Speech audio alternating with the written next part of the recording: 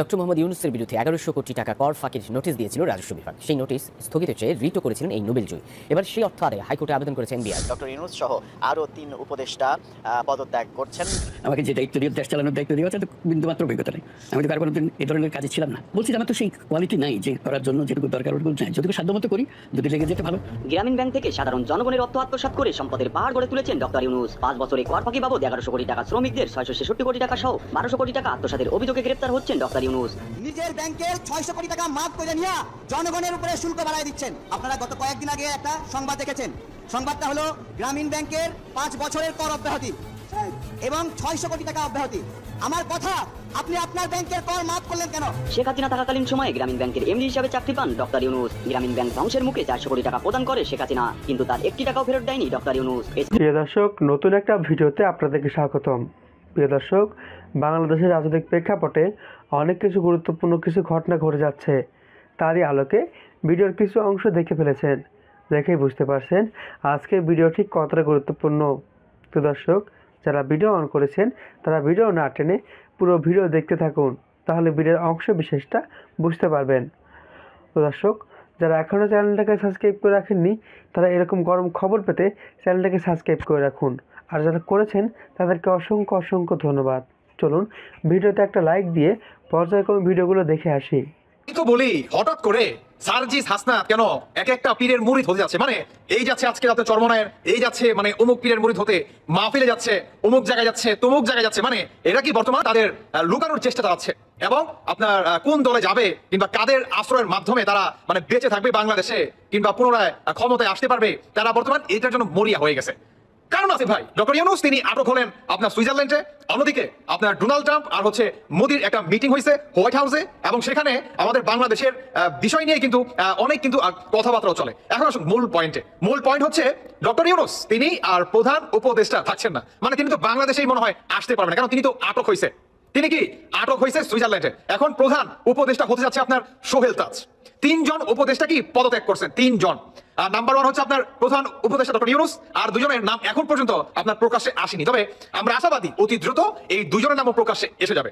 অন্যদিকে সমন্বয়ক সার্জিস হাসনাত এরা কেন লুকানোর চেষ্টা করতেছে কিংবা পালানোর চেষ্টা করতেছে? আসলে একবার মিলিয়ে নিই এই সমীকরণটা। প্রথম কারণ হচ্ছে এরা আপনার কোঠা নিয়ে যে সমস্ত বা যে বাটপাড়ি টাইপের আপনার আন্দোলন করে, এতে কি তারা সম্পূর্ণ ব্যর্থ হয়। যে এরা বুঝে যায় যে আমরা বর্তমান কিংবা এই আপনার জুলাই কিংবা আগস্ট মাসে যে পরিমাণ অরাজকতা আমরা সৃষ্টি চালাইছি বা করছি, বা এখন পর্যন্ত আমরা যে পরিমাণ লুটপাট করছি, অতএব ডক্টর ইউনূস তিনি তো মানে চলে গেলেন সেফ এক্সিট নিয়ে। কারণ তিনি আসছিল শুধুমাত্র কি তার যে গ্রামীণ ব্যাংকের যে লোনটা আসলো বা আসলো তার শুধু ব্যাংকের আপনার স্বার্থে তিনি আসছে, তিনি কিন্তু বাংলাদেশের স্বার্থে কিন্তু তিনি আসে নাই। অন্যদিকে সমন্বয়কদের 17 জনের পাসপোর্ট জব্দ করছে, এটা কিন্তু আমি বলছি ভাই, এটা কিন্তু পুরান কথা। এটা আমি বলছি যে 17 জনের পাসপোর্ট কি জব্দ করছে সেনা প্রধান। কেন করছে? যাতে এরা দেশ থেকে সেফ এক্সিট না নিতে পারে, কারণ এদের তো বাংলাদেশে বিচার হতে হবে। কারণ এরা বৈষম্য নামে চালাইছে অরাজকতা, বৈষম্য নামে চালাইছে মব জাস্টিস, বৈষম্য নামে করছে মনে করেন লুটপাট আর হচ্ছে চাঁদাবাজি। তাদের মূল উদ্দেশ্য ছিল আপনার অল্প সময়ে কিভাবে কারি টাকা উপার্জন করা যায় আর বহির্বিশ্বে পাচার করা যায়, আর আমাদের ফুল ফ্যামিলিটাকে কিভাবে আপনার বিদেশে মনে করেন সেটেল হওয়া যায়। তাদের মূল উদ্দেশ্য ছিল না যে মনে করেন দেশ পরিচালনা করবে বা বা আপনার সংস্কার করবে। আর প্রধান ডক্টর ইউনূস তিনি তো আপনার বাংলাদেশে যখন নাকি তার আগমন ঘটে, তিনি আইসাই সবার আগে কি ভাষণ দিলেন যে আমার আসলে এই সম্পর্কে কোনো জ্ঞান নেই, আমি ভাই আমার নিয়ে থাকতে চেয়েছি, কিন্তু ছাত্রদের জোরাজুরির কারণে বা রিকোয়েস্টের কারণে আমি মাত্র এই তাদের কথা অনুযায়ী আমি কি প্রধান উপদেষ্টা হইতে রাজি হয়েছি। তাই নাকি? তিনি আসার সাথে সাথে তার বিরুদ্ধে যত মামলা হয়েছে, দুর্নীতির মামলা কিংবা আপনার ব্যাংকে যে এত কোটি টাকা তিনি আত্মসাৎ করছে, সমস্ত মামলা তিনি কি এক নিমিষে শেষ করে দেয়। দেখেন একটা বিষয় মিলান আপনারা, যখন নাকি ডক্টর ইউনূস তার আপনার এই গ্রামীণ ব্যাংকের এত কোটি টাকা, তারপর হচ্ছে আপনার যখন সমস্ত তার কেস মামলা কিংবা কোনো আপনার ট্যাক্স দিতে হয় নাই বা এত কোটি টাকা যে হবে, কোনো কিচ্ছু তার দিতে হইলো না। কেন দিতে হইলো না? তিনি সমস্ত কিছু মাফতাপ করে এবং তিনি একদম ফ্রেশ হয়ে বাংলাদেশ থেকে সেফ এক্সিট নিয়ে তিনি চলে গেলেন। কোথায় গেলেন? আপনার ইয়েতে গেলেন, সুইজারল্যান্ড গেলেন। তিনি কেন আমেরিকা গেলেন না? কারণ আমেরিকা তার জায়গা হয় নাই। কারণ আমেরিকায় যে ডোনাল্ড ট্রাম্প আসছে, আর ডোনাল্ড ট্রাম্প তো মনে করেন এদেরকে পছন্দ করে না, মানে ডক্টর ইউনূসকে তো পছন্দ করে না। উল্টো দিকে আমেরিকার ভিতরে যে আপনার ডক্টর ইউনূসের যে বন্ধু বান্ধব ছিল তারা সবাই কি পদত্যাগ করছে। মানে ডোনাল্ড ট্রাম্প বর্তমান তার টিম মেম্বারদেরকে মনে করেন বসাইছে। আগের যে মনে করেন প্রেসিডেন্টের যে ছিল রাষ্ট্রদূত বা আদার্স যে বাদারা ছিল প্রত্যেককে কি আপনার পদত্যাগ করাইছে। বুঝতে পারছেন? বর্তমান সবাই কি নতুন। এর জন্যই তো আমাদের বাংলাদেশে কিন্তু একজন রাষ্ট্রদূত আসার কথা ছিল, এবং সে হয়তো আপনার ডক্টর ইউনূসের বন্ধু বান্ধব, কিন্তু সেখানে ডোনাল্ড ট্রাম্প কি আটকিয়ে দেয় এবং ডোনাল্ড ট্রাম্পের পছন্দ মোতাবেক আমাদের বাংলাদেশে কি রাষ্ট্রদূত পাঠায়, এবং সেখানে হচ্ছে মেন খেলাটা। এর জন্য ডক্টর ইউনূস সুযোগ সুবিধা মতো তিনি সেফ এক্সিট নিয়ে চলে যান।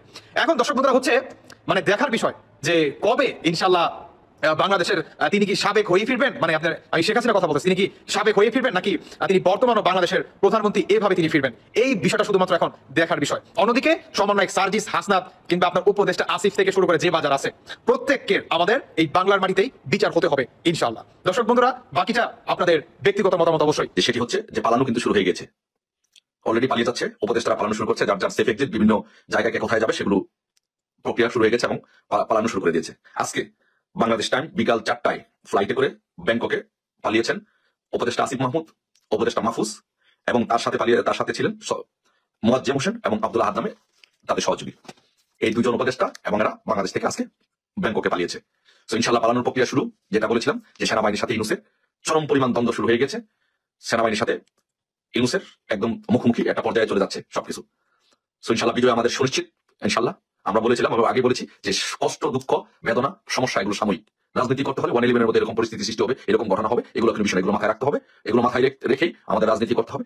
এগুলো সাময়িক বিষয়, কোনো সাময়িক বিষয়, এগুলো কোনো অ্যাক্সিডেন্ট এগুলো কোনো বিষয় না, এগুলো বা বিজয় ইনশাল্লাহ আমাদের সুনিশ্চিত। আজকে বিকাল 4টা ফ্লাইটে ব্যাংককে পালিয়েছে আসিফ মাহমুদ, মাহফুজ, এই দুজন, তাদের সাথে গিয়েছে মোয়াজ্জেম আব্দুল্লাহ আহাদ।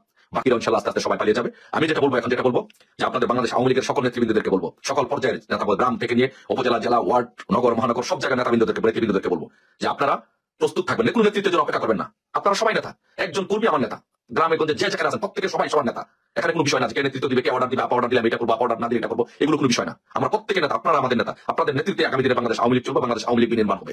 আপনাদের নেতৃত্বে বাংলাদেশ আওয়ামী লীগ সুসংগঠিত হবে, আওয়ামী লীগের ইউনিফর্ম হবে, আওয়ামী লীগ আগামী দিনে প্রধানমন্ত্রী করে বাংলাদেশের রাষ্ট্রীয় ক্ষমতা চালাবে। আপনারাই হচ্ছেন প্রত্যেকটি যারা আপনারা নেতৃবৃন্দ আছেন, কর্মী আছেন, আপনারাই নেতা। এই পরিস্থিতিতে বাংলাদেশ আওয়ামী লীগের নেতৃত্ব তৈরি হবে, আপনারা নেতৃত্ব দিবেন, এই দেশকে ইউনূসের হাত থেকে রক্ষা করবেন।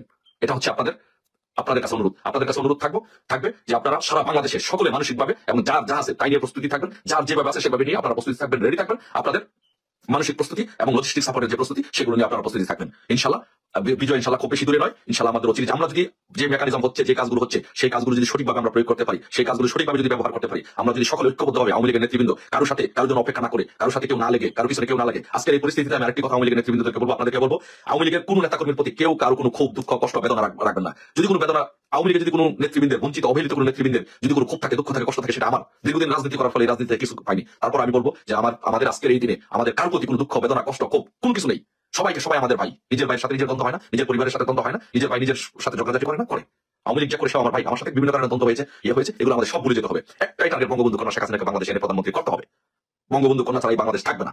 যদি বঙ্গবন্ধু কন্যা না থাকে, আপনারা কেউ থাকবেন না, আপনাদের কাল পিঠে চামড়া থাকবে না। তাই বঙ্গবন্ধু এই দুজন উপদেষ্টা এবং এরা বাংলাদেশ থেকে আজকে ব্যাংককে পালিয়েছে। তো ইনশাল্লাহ পালানোর প্রক্রিয়া শুরু, যেটা বলেছিলাম যে সেনাবাহিনীর সাথে ইউনূসের চরম পরিমাণ দ্বন্দ্ব শুরু হয়ে গেছে, সেনাবাহিনীর সাথে ইউনূসের একদম মুখোমুখি একটা পর্যায়ে চলে যাচ্ছে সবকিছু। তো ইনশাল্লাহ বিজয় আমাদের সুনিশ্চিত ইনশাল্লাহ। আমরা বলেছিলাম, আমরা আগে বলেছি যে কষ্ট, দুঃখ, বেদনা, সমস্যা এগুলো সাময়িক। রাজনীতি করতে হলে 111-এর মধ্যে এরকম পরিস্থিতি সৃষ্টি হবে, এরকম ঘটনা হবে, এগুলো কোনো বিষয়, এগুলো মাথায় রাখতে হবে, এগুলো মাথায় রেখেই আমাদের রাজনীতি করতে হবে।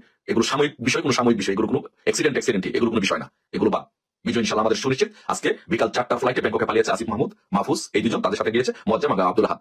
বাকিরা ইনশাল্লাহ আস্তে আস্তে সবাই পালিয়ে যাবে। আমি যেটা বলবো এখন, যেটা বলবো যে আপনাদের বাংলাদেশ আওয়ামী লীগের সকল নেতৃবৃন্দদেরকে বলবো, সকল পর্যায়ের নেতা, গ্রাম থেকে নিয়ে উপজেলা, জেলা, ওয়ার্ড, নগর, মহানগর, সব জায়গায় নেতৃবৃন্দদেরকে বলবো যে আপনারা প্রস্তুত থাকবেন, কোনো নেতৃত্বের জন্য অপেক্ষা করবেন না। আপনারা সবাই নেতা, একজন কর্মী আমার নেতা, গ্রামে গঞ্জে যে জায়গায় আছেন প্রত্যেকে সবাই সবার নেতা। এখানে কোনো বিষয় না যে কে নেতৃত্ব দিবে, কে অর্ডার দিবে, অর্ডার দিলাম এটা করবো, অর্ডার না দিলে এটা করবো, এগুলো কোনো বিষয় না। আমরা প্রত্যেকে নেতা, আপনারা আমাদের নেতা। আপনাদের নেতৃত্বে আগামী দিনে বাংলাদেশ আওয়ামী লীগ চলবে, বাংলাদেশ আওয়ামী লীগ নির্মাণ হবে। আপনাদের নেতৃত্বে বাংলাদেশ আওয়ামী লীগ সুসংগঠিত হবে, আওয়ামী লীগের ইউনিফর্ম হবে, আওয়ামী লীগ আগামী দিনে প্রধানমন্ত্রী করে বাংলাদেশের রাষ্ট্রীয় ক্ষমতা চালাবে। আপনারাই হচ্ছেন প্রত্যেকটি যারা আপনারা নেতৃবৃন্দ আছেন, কর্মী আছেন, আপনারাই নেতা। এই পরিস্থিতিতে বাংলাদেশ আওয়ামী লীগের নেতৃত্ব তৈরি হবে, আপনারা নেতৃত্ব দিবেন, এই দেশকে ইউনূসের হাত থেকে রক্ষা করবেন। এটা হচ্ছে আপনাদের কাছে অনুরোধ থাকবে যে আপনারা সারা বাংলাদেশে সকলে মানসিকভাবে এবং যার যা আছে তাই নিয়ে প্রস্তুতি থাকবেন, যার যেভাবে আছে সেভাবে নিয়ে আপনারা প্রস্তুতি থাকবেন, রেডি থাকবেন। আপনাদের মানসিক প্রস্তুতি এবং লজিস্টিক সাপোর্টের যে প্রস্তুতি, সেগুলো নিয়ে আপনারা প্রস্তুতি থাকবেন ইনশাল্লাহ। বিজয় ইনশাল্লাহ খুব বেশি দূরে নয় ইনশাল্লাহ। আমাদের অচিরে আমরা যদি যে মেকানিজম হচ্ছে, যে কাজগুলো হচ্ছে, সেই কাজগুলো যদি সঠিকভাবে আমরা প্রয়োগ করতে পারি, সেই কাজগুলো সঠিকভাবে যদি ব্যবহার করতে পারি, আমরা যদি সকলে ঐক্যবদ্ধ হবে, আওয়ামী লীগের নেতৃবৃন্দ কারোর জন্য অপেক্ষা না করে, কারোর সাথে কেউ না লেগে, কারোর পিছনে কেউ না লাগে। আজকের এই পরিস্থিতিতে আমি আরেকটি কথা আওয়ামী লীগের নেতৃবৃন্দকে বলবো, আপনাদেরকে বলবো, আওয়ামী লীগের কোনো নেতাকর্মীর প্রতি কেউ কারো কোনো ক্ষোভ, দুঃখ, কষ্ট, বেদনা রাখবেন না। যদি কোনো বেদনা আওয়ামী লীগের, যদি কোনো নেতৃবৃন্দের, বঞ্চিত অবহেলিত কোনো নেতৃবৃন্দের যদি কোনো ক্ষোভ থাকে, দুঃখ থাকে, কষ্ট থাকে, সেটা আমার দীর্ঘদিন রাজনীতি করার ফলে এই রাজনীতিতে কিছু পাইনি। তারপর আমি বলবো যে আমাদের আজকের এই দিনে আমাদের কারোর প্রতি কোনো দুঃখ, বেদনা, কষ্ট, ক্ষোভ কোনো কিছু নেই। সবাই আমাদের ভাই। নিজের ভাইয়ের সাথে নিজের দ্বন্দ্ব হয় না, নিজের পরিবারের সাথে দ্বন্দ্ব হয় না, নিজের ভাই নিজের সাথে ঝগড়াঝাটি করে না, করে। আওয়ামী লীগ যা করে সে আমার ভাই, আমার সাথে বিভিন্ন কারণে দ্বন্দ্ব হয়েছে, এগুলো আমাদের সব ভুলে যেতে হবে। একটাই টার্গেট, বঙ্গবন্ধু কন্যা শেখ হাসিনাকে বাংলাদেশে এনে প্রধানমন্ত্রী করতে হবে। বঙ্গবন্ধু কন্যা ছাড়া এই বাংলাদেশ থাকবে না। যদি বঙ্গবন্ধু কন্যা না থাকে আপনারা কেউ থাকবেন না, আপনাদের কাল পিঠে চামড়া থাকবে না। তাই বঙ্গবন্ধু কন্যার জন্য জয় বাংলা। তো দর্শক, আশা করি পুরো ভিডিওটা দেখেছেন। দেখে হয়তো আপনার মন্তব্য থাকতে পারে, মন্তব্য থাকলে কমেন্ট বক্সে জানিয়ে দিন। দেখা হবে, কথা হবে পরবর্তী কোনো ভিডিওতে। আসসালামু আলাইকুম।